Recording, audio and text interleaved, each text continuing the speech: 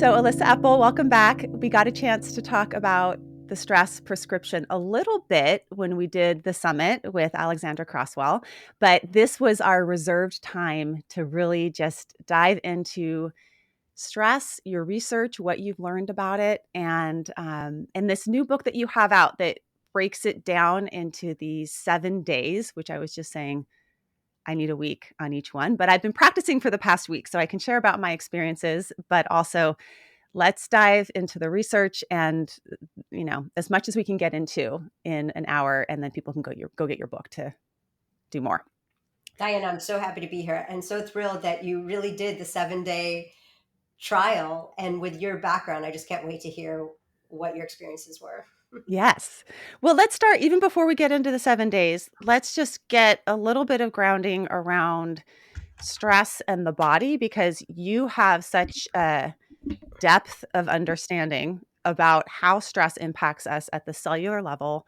Your first book was on the telomere effect, which is one part of, how we're looking at stress. But give us a little bit of a sense of what's happening in our cells in terms of the impact of stress, and not to demonize stress because you definitely talk about good stress as well, but the impact of stress on cells. Yeah. Yes, thanks for asking. The body really is my first question. How do our emotional, mental, and spiritual experiences get under the skin to affect the body?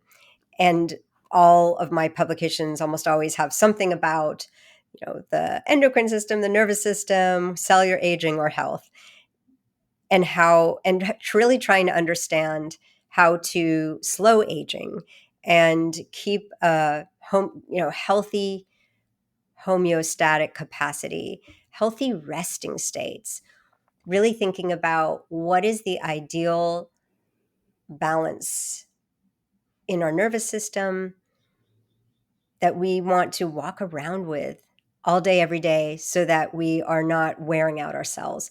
So I did spend over, almost 20 years really looking at people's blood and understanding first the dark side. How does toxic stress and trauma get under the skin? How does that speed up aging?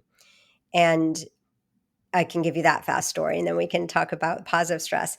The quick story is that there is a tremendous literature base at this point showing that trauma exposure, but particularly PTSD symptoms, when we become sensitized or imprinted from trauma, we have exaggerated emotional stress responses, but also our body doesn't recover from stress as quickly. We tend to anticipate more, so we come in with a high baseline, we recover more slowly. And then in the cell, we see that all of the important players in aging that are related, the epigenetics, the telomeres, the mitochondria, the level of inflammation, these are all an intercorrelated system that drives our aging. And these are all accelerated or weakened when we experience chronic stress or, for example, early trauma, significant early trauma. We see an imprinting in the cells. And that doesn't mean that we can't change things. I mean, the beauty of these systems are that they're malleable. And so what we do every day matters. Can we talk a little bit about, just again, getting the foundation down, telomeres? Telomeres? Do you say telomeres or do you say telomeres? You're Either the way is expert. fine. We say telomeres. Telomeres. It's like stevia or stevia. Okay, telomeres. Telomeres and mitochondria. Mitochondria is a newer one. It seems like a kind of hotter topic these days of you want to protect your mitochondria or get your mitochondria as efficient as possible. But help us understand what those two factors are Mhm, in us. Like what are they in the cell? Where are they in the cell? And why do they matter in terms of our mhm. aging and our energy and other things? There are many different ways our cells age, many different mechanisms, and they are all kind of best friends and talking to each other. So if you measure one, you're getting a little glimpse of the others. We've been focusing on telomeres because they represent what we call replicative aging, which is how many times can the cell replicate? If your telomeres are too short, they reach their end stage of life. They can no longer replicate and they can become inflammatory or die. So we're really interested in the length of our telomeres. We want them to stay stable and long. Telomeres are the caps at the ends of chromosomes that are made up of DNA base pairs, but they don't code for genes. They have a different function. They're really sensitive to, well, they protect our genes, but they're also sensitive to the biochemical environment. So they shorten with age and as the cell replicates, but they also are very interested in what is the level of stress in the cell? What is the biochemical environment telling me? And if it's too stressful, oxidative stress, cortisol, inflammation, the number one, the telomerase, the enzyme that protects telomeres, is going to shoot up. It's going to try to protect the telomere. And that's part of our acute stress response that we want. We want that protective response. But if the stress goes on too long and it's chronic, we see low telomerase eventually and shortened telomeres. And so the telomeres are both looking out for stress and saying, guys, we're calling it quits. There's too much danger in this chemical environment, and it could damage the DNA and create catastrophic events for the cell, cancer, et cetera. And then what about mitochondria? How is that measured and So the how's that mitochondria contributing? are newer, Mhm. and my wonderful colleague Martin Picard has devoted his life to really understanding mitochondrial health and mental health, stress, depression. He's been finding ways to measure the overall activity of our mitochondria in our cells, the battery, the energy source in each cell that gives off ATP. And so with him, we showed that caregivers tend to have lower batteries, like their mitochondria enzymes are significantly impaired or lower. But of course, the beauty of being human is it's not the situation that determines our biology. It's actually what meaning, how we're interpreting it, how we're, if we're perceiving chronic stress. And in our study, it was really about daily mood. And even if you're a caregiver, if you were ending the day feeling positive and not a lot of negative affect, that was related to higher mitochondrial activity. So we think that daily mood is the target. We can control daily mood much more than we think. We can have practices that are partly about what the 7-day prescription is about that help us really focus on joy and gratitude and help us shift away from the excessive feelings of stress that most of us feel on most days. I would say we have an epidemic of high stress right now. Mhm. Okay, so making the connection here, you research what's happening at the cellular level, and you can see these changes in mitochondria enzymes. You can see the changes in length of telomeres as well as telomerase, which is an enzyme that rebuilds our telomeres. And then you look at other factors too.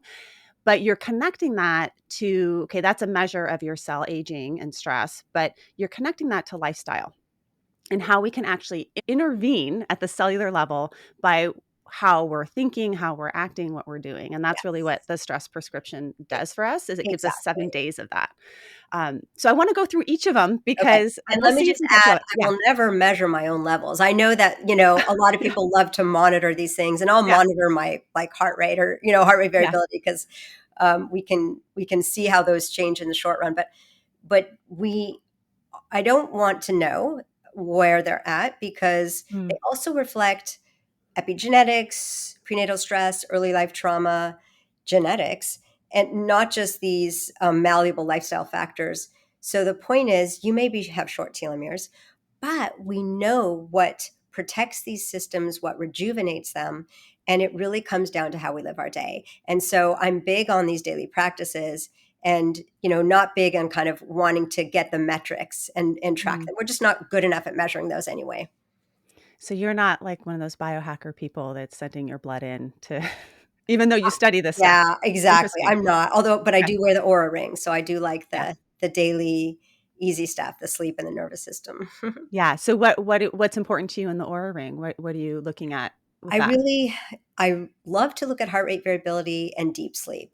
Mhm. Deep sleep is the most restorative state we can be in, and we get the brain cleaning, we get a lot of rejuvenation in the cells. Our heart rate variability is very high. We have no idea how to improve deep sleep. There's no research saying you can, increase the quality of your sleep. I'm sorry, increase the amount of slow wave sleep with this and that. So, um, so we're studying those questions, and I'm personally experimenting. And I do things like, let's look at how heart rate variability responds to this meditation or this retreat and or this breathing exercise. And those are fun exercises. And I encourage people to experiment with themselves because that's what it's all about. We're all so different in what we respond to and the doses that we need. Well, we've both been to Blue Spirit Costa Rica, that retreat center, and I can see in my Aura Ring a significant change. You can look on my I go in January, and you can look on my, like, data to see that my sleep is different. So it almost, like, doubles in terms of the amount of deep sleep, and Ooh, then my cool. HRV can Mm, almost I've seen it triple while mhm, I've been there, and I do think it's when we're on retreat, we're sort of doing all of the 7 practices that mhm, you talk about. So let's dive into some of them because some of them are mindset, some of them are behavioral, and some of them are unexpected. And the first day is really about uncertainty. And you talk about some research around our tolerance to uncertainty. And it's almost like if you have a lower tolerance with uncertainty, it impacts your stress. Can you talk to us a little bit about that? Like how we can accept uncertainty and change?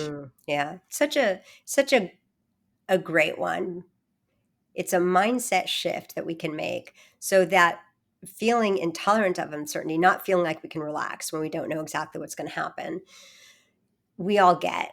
That's how we're wired. We want predictability, we want control, but it's a vulnerability factor. So the more intolerant we are of ambiguity and uncertainty, the more vulnerable we are to depression, anxiety when times get tough. And we've been following cohorts during the pandemic and seeing that. But on the flip side, the more you can try to be comfortable with uncertainty and really embrace it, that's a resilience factor. So, how do we do that? How do we stretch our uncertainty muscle so that we don't bristle up? And I would love your ideas. I don't think this is a well developed field. Certainly, it's important in anxiety disorders. And, you can prescribe people trying out situations and, seeing what happens. And usually it's better than what we catastrophize about when we have a lot of anxiety. But the ability to check in with a mindful check in and simply ask ourselves, what am I holding right now? What am I expecting? What am I uncertain about? Those are questions I think that can get at naming the unconscious or subtle stress that we hold due to the uncertain future. Yeah.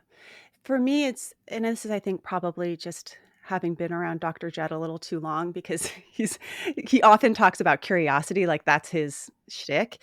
And I've been that, like making that little shift from uncertainty to curiosity helps me. If I have a curious mind, it's more like, I wonder what's going to happen versus an uncertainty mind of, oh no, what's going to happen. Mm, And that helps me with uncertainty, but it's the place where I feel uncertainty the most is usually around parenting. That's where I tend to grab a hold of things pretty quickly and jump to conclusions. Even this morning, my son and I got into a little, my teenager got into a little head-butting situation. And I could tell that the reason why I was bristling up and the reason why I was becoming more controlling of him was because I was forecasting into the future all these negative things that could potentially happen as a result of our conversation. So there is something about our attempts to control through worrying that makes things worse. But yeah, if we can, I guess it is a practice of it's a letting go practice. It's a physical mm. letting go, and then maybe just beginner's mind, sort of curious beginner's mind that feels the most effective for me. But Absolutely. I love that. Asking, just being curious instead of trying to predict. And the I don't know mind, mhm, just saying it's a little bit of releasing control because you don't know and reminding yourself of that because we all struggle with wanting to control the future and embracing a Buddhist philosophy is helpful because that's so inherent to the philosophy that we always have an uncertain future, and yet it's not enough, right? We know that we need other strategies too besides the I don't know curious mind. mhm. Which lends to the second part, which is what can you control? The second day is about like how, letting go of maybe what you can't control, but choosing to control the things that you can. And that's where we do have some agency. And there's some research that you write about in terms of the link between control and stress. And it's helpful to have a sense of control, but it's like you have to have the right kind of control. Yes, exactly. That discernment between, in each situation, what is under our control and how can we use that to help us self-regulate or improve the situation. Self-regulation is always something, even in uncontrollable situations, that we can optimize or work on. So there's always some aspect of our response that we control, but really looking carefully at what are situations where I'm spending a lot of mental energy trying to solve and think about, and really I can never change them. So identifying those is a really valuable insight, because then you can practice the letting go or enact the dropping the rope. Mm-hmm. Do you have an example for yourself of how you practice that? Because you have a pretty, I mean, I always think of your job as being really stressful. I don't know if you experience it as stressful, but I think of academia as extremely stressful. That was my experience of being in academia the short time I was there. Yeah, so it's in terms of work stress, we we don't control our results. We don't control whether we get grants or not. So it's good to love the process. You have to love the work and the process. Maybe that was my problem. I didn't love the process. Yeah. And those are great when they come, but you can't base your happiness on those events because we have no control over them. So it's the relationships and the daily work and who you get to work with, and hoping that that the work has a positive impact. So it's that kind of purpose that matters, not the outcomes that we hope for, but we don't grasp at them, and that Mm-hmm. makes it, a soft money life of research enjoyable and fun. And I couldn't think of doing anything else. I would say parenting is a good one, because you don't there's especially a certain point when your child is older that you really have to learn you don't control who they are, what they do, what they choose. And so the sooner you realize that and foster their own agency, the better. That's been a long lesson of giving up control over and over again. Mm-hmm. Yeah, I think that's what I'm hitting right now in terms of parenting is the instinct is to control more when you feel out of control, but actually for me to step back, lean back more than even I'm comfortable with is probably going to enhance our relationship, which is actually the thing that I do want to put my energy into as a parent, right? Mhm. Is putting my energy into our It's relationship long beautiful. term.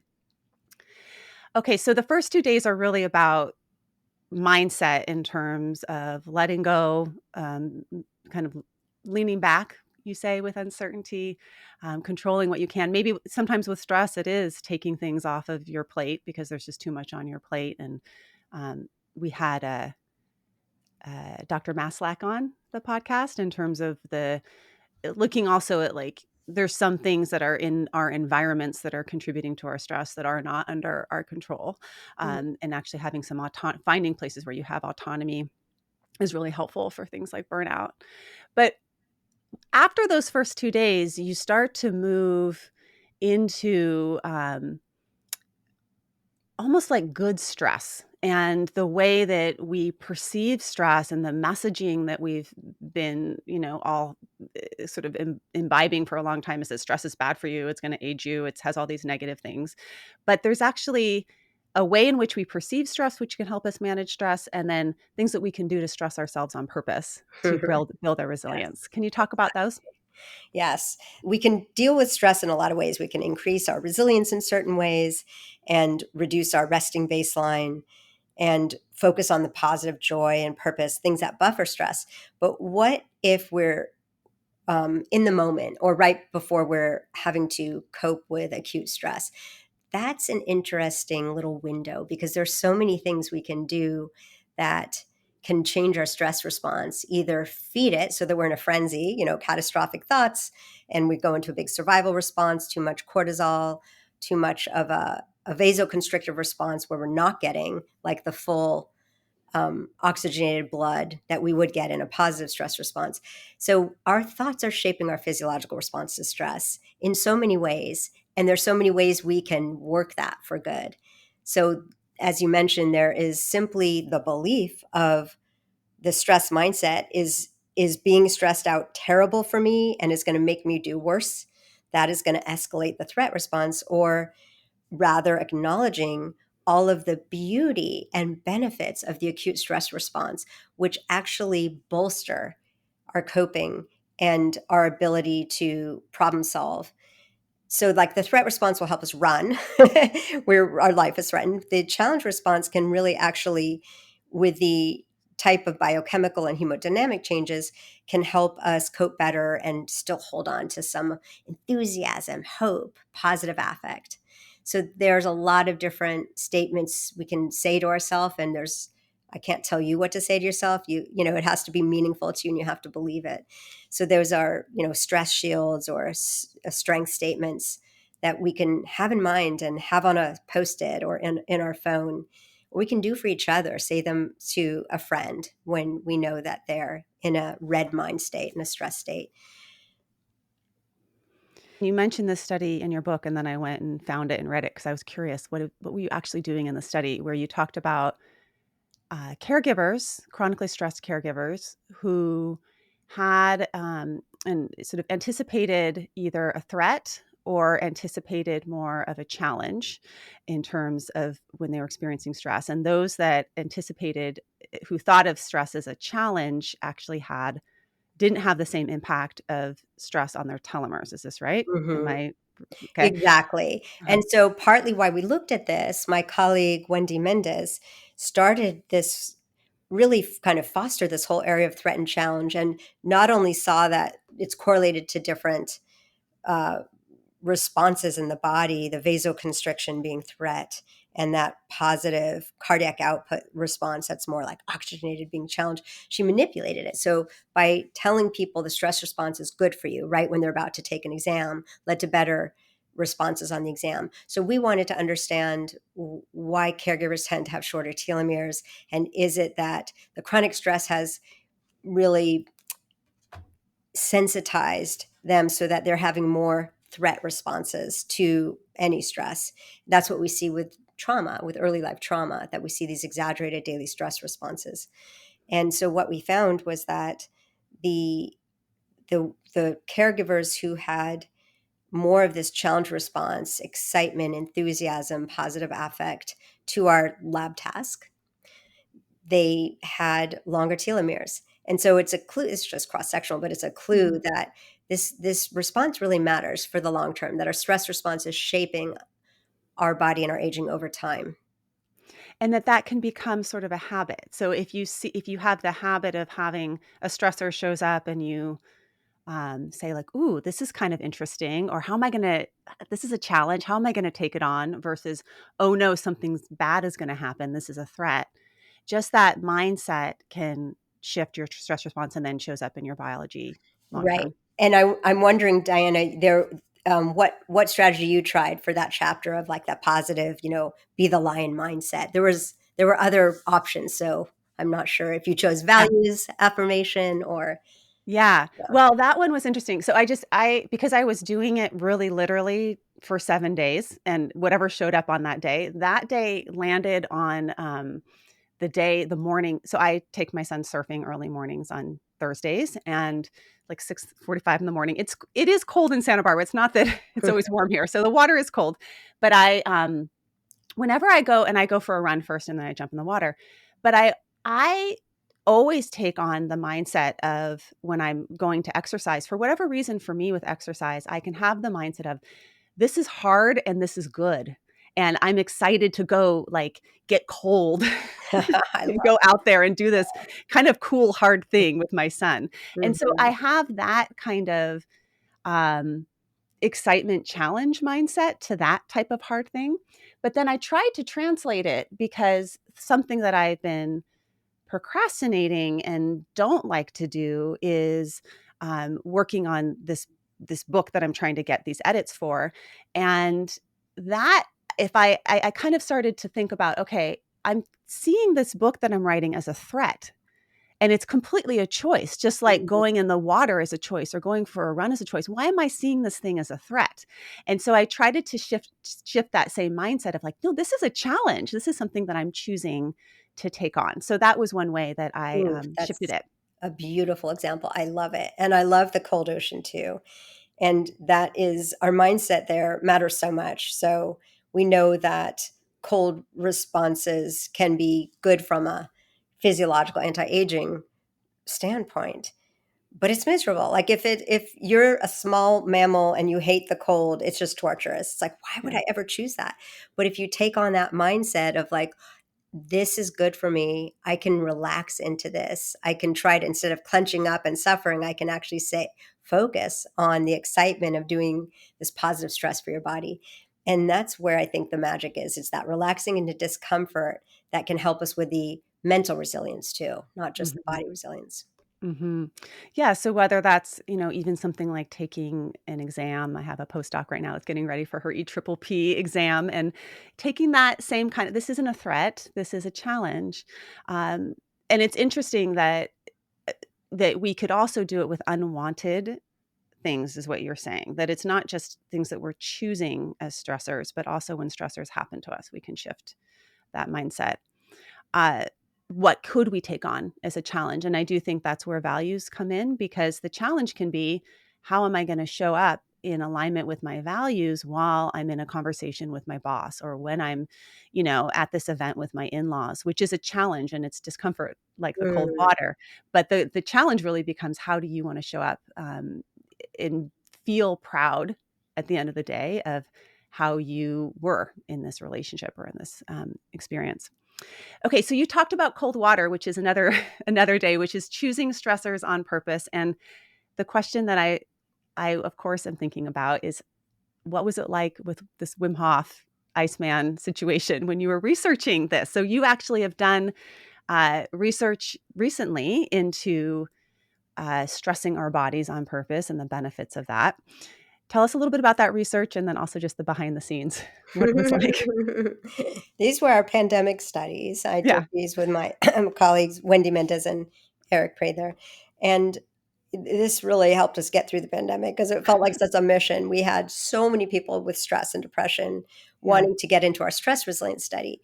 And so we compared different ways of bringing on stress resilience with a morning practice, 15 minutes, HIIT, so high intensity interval training, slow breathing, Wim Hof breathing, so extreme breathing, that kind of hermetic stressor plus cold showers, and mindfulness. So really just the mental training, not consciously slowing our breath, although we know that happens a bit.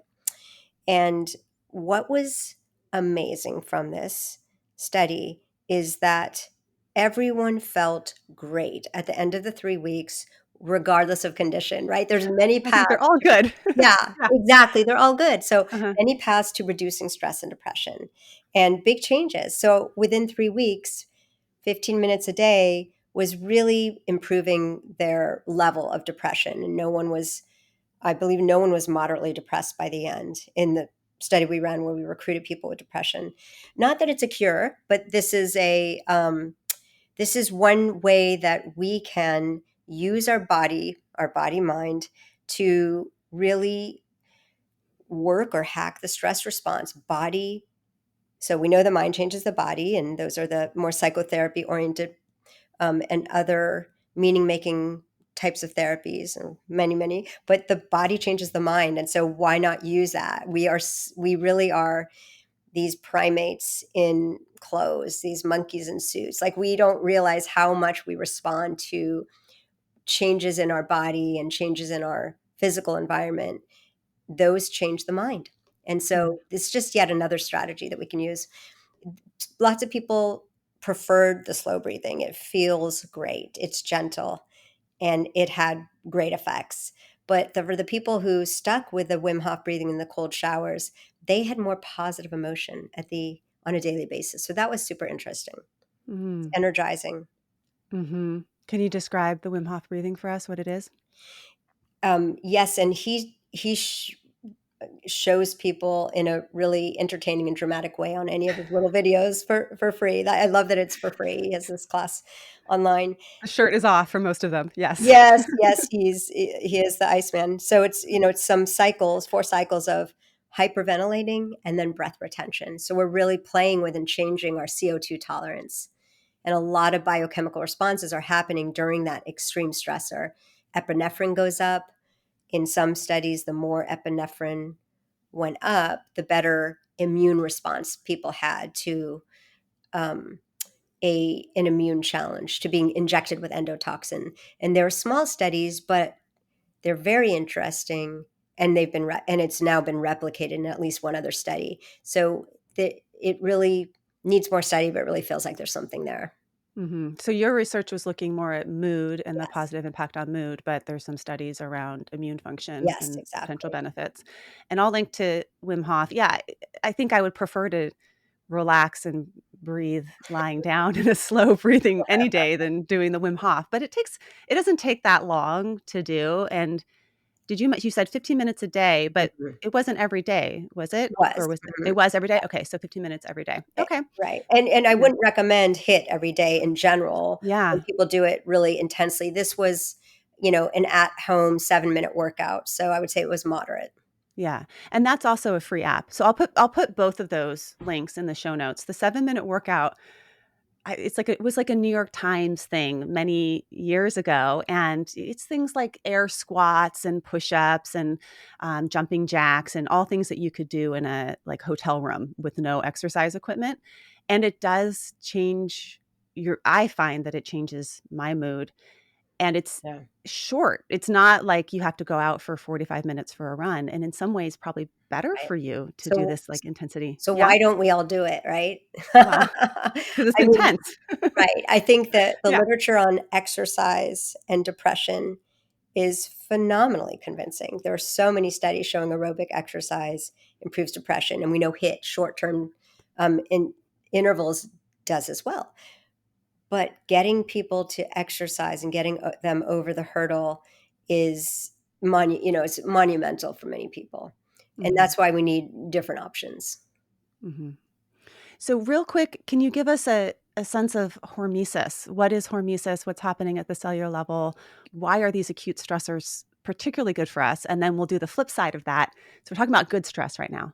Then we're gonna do the flip side of that, which is the restore, which is Mm, just as important as the good stress. mhm. But what's happening with hormesis on the cellular level? So our body likes to be stressed out for short periods, especially when we feel some control over it. And we know from these cellular studies and rat studies that short-term bursts of stress make the animal actually younger and more resilient. And that's because while there is this big stress response, what that's doing is activating the counter stress response, which turns out to be anti-aging. So it's activating a lot of cleanup in the cell, autophagy, and reducing the amount of damage in the cell, damaged proteins, oxidative stress. So we're really triggering a really healthy restored or counter regulatory response that has been really studied in the aging world, has not been studied in the mental health world much at all. So the flip side of that you spend a good amount of time in your book on, which is a concept that you've coined, deep rest, which is such a nice term, um, is that not only do we need to stress our body acutely, but we also need to get better at actually getting into rest. And rest is not plopping on the couch with your phone. It is actually something different that you're talking about when you talk about rest. Those were some of the days. Let's see, that was let me pull up my book here. Oh, well, that was probably day 5 and 6 when you talk about nature as well, nature and how to restore. Yes. So the idea of going from red mind to, what's the opposite state, this kind of deep restoration when rather than actually needing to respond to anything, we're completely relaxed. We've let go. We feel safe. And that ability to lie down or be doing a mind body activity that is also slowing our breathing and increasing our heart rate variability, these are very unique and precious restorative states. And there are very few studies that have ever said this mind body activity is better than that one. There's this underlying commonality. And Alexandra Croswell, who you've interviewed for Striving to Thriving, she led us in this amazing paper that we can link to the preprint for, where we reviewed all the evidence showing that there is a deep rest state that's better than rest and relaxation, that is different physiologically and different psychologically. And it can be different things for different people, but mainly creating a meditative state, doing slow breathing, being in nature when you're, not being physiologically demanding. Those are all these kind of green blue mind states. Mm, yeah.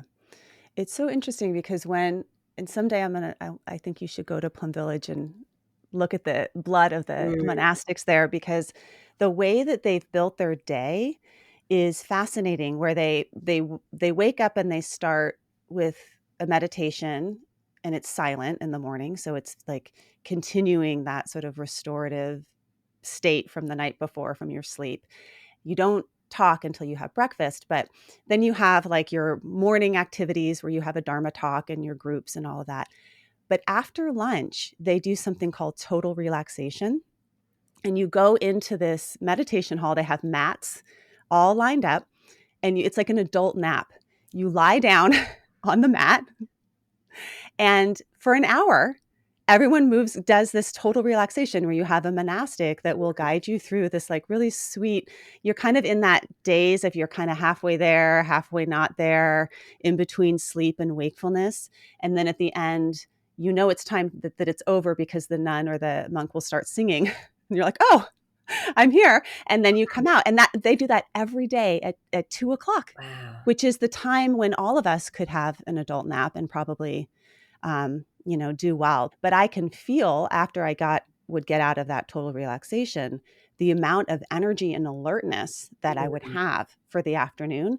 It was phenomenal. And then just the feeling refreshed, like everything was just fresh and alive and good. yeah. So there is something to be said about this total relaxation, or this blue mind state. But many of us don't feel like we have time for it. And we don't necessarily have communities that support it in the same way. Mm. How do you practice? What do you do to get into that state? Well, I'm just envious. I wish I could live there. Like that perfectly describes what we know our body loves. Yeah. And you described it so well, that prolonged shavasana, but in the right time of the day when our circadian rhythm is dipping and we want to digest. And that's, just the biologically seems like the most fitting and appropriate thing to do. So for me, it's yoga, and I wish shavasana was longer, right? You have to peel up and move on. And as well as meditation retreats. And we, of course, can't have those as a lifestyle, but I do feel like the deep reset that we can get from a meditation retreat, the more days, the better, right? In the middle, so that you can really peel the layers of the onion and really let your body sink into a much more restorative mode, and focusing your mind on the present, on the impermanence, on the reality that, like, this moment right now with you, Diana, we're never going to have again. The preciousness of this. So easy to forget. So easy Mm, to feel like we have all the time in the world. yeah. Yeah. Yeah. So the removing of a lot of stimuli can help us, I think, remember Mm-hmm. that. Right. And Remember is the key yeah. word, right? Like Yeah. bringing that into our busy day. And if we're just too busy, we can't do it. We've set ourselves up for a day without, you know, green or blue mind states unless we have them on the bookends of the day. And I mean, I have days like that. Today's one of those days where my schedule is literally back to back, no breaks. And Mm, you just can't live like it's not very sustainable. And just rushing through everything is um, such a obstacle to how our body wants to live and how we are when we're at our best. yeah. Yeah. Some of the languaging that we hear, like I'm fried, I'm burned out, Yeah. I'm at my limit, right? That those are some of the words that we've kind of developed over time to describe our experience of being chronically Mm. stressed. And the the short inserts can make a big difference, Mm. even just if it's even if it's 5 minutes. But I agree with you. The longer retreats, I feel like a 1 week retreat I keep with me for months. And some Yes. of your research suggests that it even sticks with people for like over a year, the impact Mhm. of going on a retreat. You did some research on like a luxury spa or something that people went to. How do you get into this research study? But you did a study comparing just being on a vacation versus actually doing a meditation retreat. Yes, that was one of my favorite studies, and that was at a retreat that Deepak Chopra used for his week-long transcendental or primordial sound meditation. So it was a concentrated Oh, meditation with a lot of more self-growth and yoga. And so, when we advertise, people are like, what is this real? Is this a scam? How can I get into the study? And so we did randomize people for a week to either experiencing the meditation training or being at the resort. No computers, no phones, no work. Everyone slept better and had great Ayurvedic food. So it was quite a big intervention. And at the end of the week, people were their scores on had improved around 60%. I've never seen such dramatic changes in stress, depression, vitality. And that's what it can do for us. It's a huge reset. And then we looked at the gene expression in their cells, and that had also changed so dramatically. With machine learning, we could classify people correctly and determine whether the blood was from day one, they arrived from busy life, or the end of the retreat. We classified them over 90% with accuracy. So with over wow. 90% accuracy, we could say this person just went through the retreat. Just all of the activity in our cells that is meant to defend ourselves from the environment, stress related and immune related, they just dropped dramatically. So that was beautiful. The differences really were 10 months later when we examined well-being again. And that's when we saw that there weren't identical patterns anymore of improvement. There was lasting or durable maintenance in the meditation group. So they were less depressed 10 months later. They didn't bounce back. Wow, it's just from 1 week. I mean, this is a unique experience, Mhm. meditating with Deepak Chopra. We're not all going to be able to have that experience, but it does show that it's sort of like how they talk about, just stopping smoking 6 months later, your lungs do all these wonderful things to repair themselves. But doing this type of restorative retreat where you remove yourself and you allow yourself to have this deep rest, a lot goes on. Your body is very intelligent and knows how to heal and knows how to repair. It knows how to do all these things, but we often don't give it time to Mhm. do that. So the benefits of what you call deep rest, the Mhm. blue mind And what states. did you do on the deep rest day? I did a total relaxation. I have an app that, for me, because I have such a conditioning now to having been in that Plum Village space, that just listening to a total relaxation um, meditation, 24 minutes long, is good for me to get there. So I come down to this is my office, but also my meditation space. I have a little Ooh. place on the floor there Ah, I'm where so I happy lie to see down. that. Now I know. Yeah. I love the And corner, but now I know what you do there as well. It's yeah. beautiful. Yeah, and I have all my things, Yeah. right? I have the Palo Santo is the smell that gets me Mhm. there. I have the particular mat that I like to lie on, and things like that that are a lot of classical conditioning, which I think is important to get us there a little bit quicker in some ways, and my body remembers and it can get there Mhm. pretty quickly. So Mhm. that's what I did. It was a busy day, and honestly, because I was doing your 7 days, I was sort of locked in. I was like, "Okay, I'm gonna figure out how to make this happen today." Mhm. And I carved out these 24 minutes. I made dinner, came down and did this, and then came back up to have dinner with my family, and it did feel different having had that little 24 minutes of, deep rest. You point out the conditioning so beautifully with all the senses. And many meditation studies show that the physiological benefits are they exist or they're much greater for the experienced meditators. So the practice, the trained mind, really does get right down to business of letting go, and the body's responding. And the other piece is those safety signals that you're planting. The body can be so well conditioned to those sensory changes, visually seeing the environment, the music, the smell, and boy, do those help. We need all those cues and supports that we can. Like, so that's just a perfect example of having a part of your house be the restorative corner where your body's trained to start letting go and you can get there more quickly. Yeah, absolutely. I mean, I definitely think about my home yoga studio. I feel the same way. As soon as I walk in, I can feel my nervous system shift. It just feels different. And so it's already getting started even before I've done any yoga at all. Mm. So the last day 7, which was yesterday for me, and even um, kind of bled into today because I was thinking about it this morning when I woke up, which is about starting and ending your day full. And you make some recommendations based on some of the research that you even talked about earlier in terms of what we see from caregivers about how they end their day, just to start our day with a certain mindset and end our day with a mindset. So can you tell us a little bit about that research and what your recommendations are? The the bookends of our day are really important.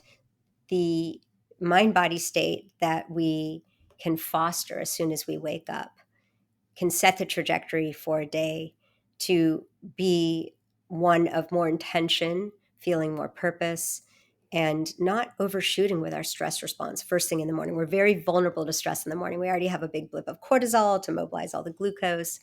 And we find that caregivers who wake up with, rather than feeling alarmed and having that go button hit, who feel more joy, that's associated with more of a healthier diurnal cortisol waking response, not an overshoot, and higher telomerase, that anti-aging enzyme. So this waking up seems like an opportunity for us to put ourselves on that trajectory, even if we wake up with an alarm and feeling alarmed, and we look at our phone and we see this to-do list. It's not too late. Put the phone down, take a few minutes to do slower breathing, and then query ourselves, do a gratitude query, let our body actually welcome the day gently rather than jumping out of bed. And certainly I don't, follow that every day, but things are better on the days that I do. Yeah. What do you say to yourself first thing in the morning? Like when you woke up this morning, what was the first thing your mind went to?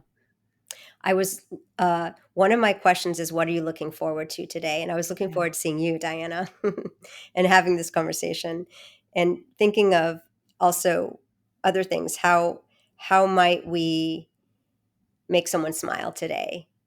And those are also random things that can happen in the moment, but just setting that intention of helping someone in some small way, Hmm. that those can also increase positive emotion as well as just set us on a path of looking for connection and ways to elevate our day and look around and see what we can, the beauty that's in front of us and noticing it. So that's a mindset, and that's also having our sensory gates open. It's really hard to do that when we jump out of bed and we get right into rush mode. Hmm. Certainly, with my clients that are depressed, as soon as their eyes open, it's dread or Hmm. guilt or I can't handle this, Mm. you know? And so that shifting just the mindset of it is a habit as well of like, okay, I'm going to get into the practice of what I look forward to today. Or some people do vows. I like a vow that I've been practicing is just waking up, I smile 24 brand new hours. And that's a Ooh. Thich Nhat Hanh's vow of I vow to practice compassion Mm. today, of just having like a little repeat that's almost like a set of lines that you recite in the morning can be helpful. But I love the look, what are you looking forward to? It just, our mind can't help but find something to look forward Mhm. to, even if it's my cup of coffee, I was gonna which is say, often that's the a really case. common one, there's nothing wrong with that. Nothing wrong with that. And then, yeah, it's a good thing. And then, yeah, the way that we end our day too, because many of us ruminate in bed or worry about the next day, or we sort of have habits around bedtime that are not the most helpful, or we read stuff that's not the most helpful for our mind right before bed.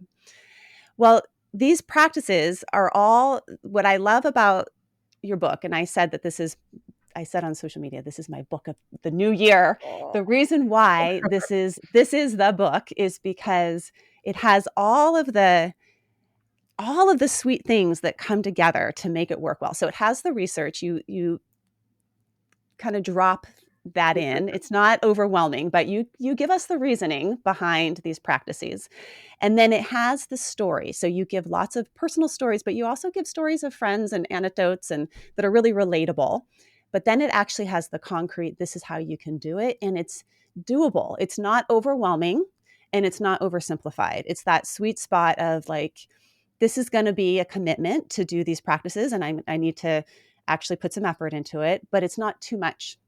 So even on a busy day, I just picked 7 random days and I was able to do every single one of them.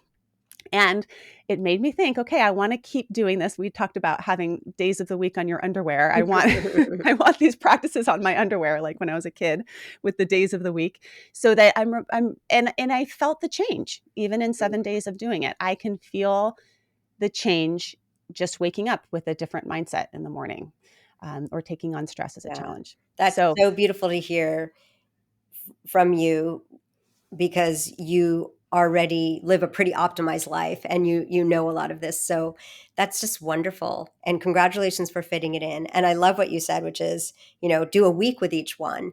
And I once did a retreat with Lama Willa Baker, and she said, take this retreat and unpack it over a whole year. And that's what she does. She listens to recordings or, you know, teachings or notes, and then she digests it and repeats and consolidates.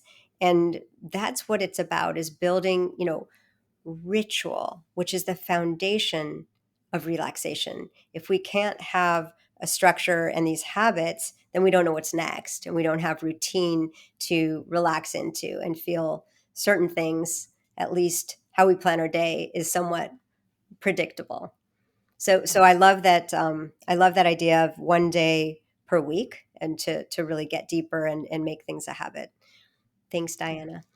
Thank you, Alyssa. It's so good to have you on. I looked forward to seeing you to do two today. It's what I actually thought about last night. Is I'm so excited to. I've been excited all week to talk with you, Oh, just because I just admire you so much in what you do. And what I really admire is that you actually are true to it. You're not doing it for some kind of like accolades or to be on the cover of some magazine. You're doing it because you really care. You really care about this work and you care about helping people. yeah. Area. And I love sharing all these passions with you, and Yeah. and am so inspired by you and your work. Thank you. Thank you.